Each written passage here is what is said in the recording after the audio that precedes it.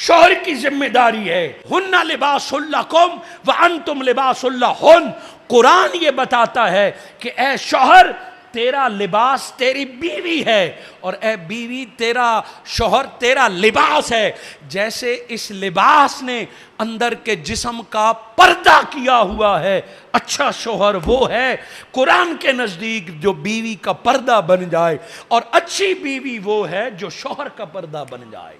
کہ جس عورت کو بیاہ کے اس کے گھر میں لایا ہے وہ اسے پاؤں کی جوتی سمجھے، اسے پاؤں کی نوکرانی سمجھے، اور اسے پورے خاندان کی نوکرانی بنا کے رکھے، اور خاندان کے خاطر روزانہ اس کی نفس عزت پر حملہ کرتا رہے، حتیٰ کہ عزت کرتا رہے، اور اسے یہ احساس دلائے کہ میرے بھائی پہلے، میرا سب کچھ پہلے۔ ہاں شوہر کی ذمہ داری ہے ماں باپ کی خدمت اور اطاعت، مگر اس کا ہرگز مطلب یہ نہیں ہے کہ خاندان کی خاطر اپنی بیوی پر ظلم کرے، اس کے حق ادا نہ کرے۔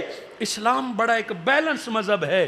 وہ قصور یہ ہے کہ ہم جوانی میں اپنی بیٹیوں اور بہنوں کو اچھی بیوی بننے کا درس نہ خود دیتے ہیں، نہ ان کی تعلیم و تربیت کا اہتمام کرتے ہیں، اور یہ سوسائٹی اسی طرح یہ سوسائٹی، یہ مدرسے اور ہم اہل آن ممبر نوجوان کو نہیں بتاتے کہ ایک اچھے شوہر کی کیا ڈیوٹیز ہیں، کہ وہ کس طرح بیوی کا حق رکھے۔ وہ عورت جو سب کچھ چھوڑ کے تیرے لیے آئی ہے کتنی کوئی رعایت کے حقدار ہے، کیا کیا جائے۔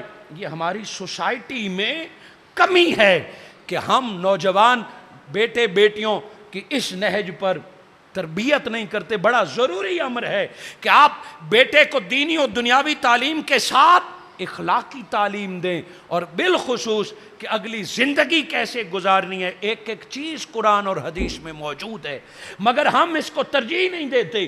اور جب ہم نے بیٹے بیٹی کو گھر بسانے کی شریعت کے مطابق تعلیم و تربیت نہیں دی، چھوٹے چھوٹے معاملوں پر لڑائی جھگڑا، چھوٹے چھوٹے معاملوں پر روٹ کے گھر بیٹھ جانا، چھوٹے چھوٹے معاملے پر بیوی کو مارنا پیٹنا، نمک زیادہ ہو گیا تب مار پیٹ لیا، برتن صاف نہیں ہوئے تب مار پیٹ دیا، چھوٹی چھوٹی باتوں پر لڑائی جھگڑے اور گھر ٹوٹ رہے ہیں۔ یہ بے صبری اور لاشعوری کا اظہار ہے سوسائٹی میں۔ یہ آپ کی اور میری ذمہ داری بنتی ہے کہ اپنے بچوں کو بتائیں کہ اپنا گھر کیسے آباد کرنا ہے۔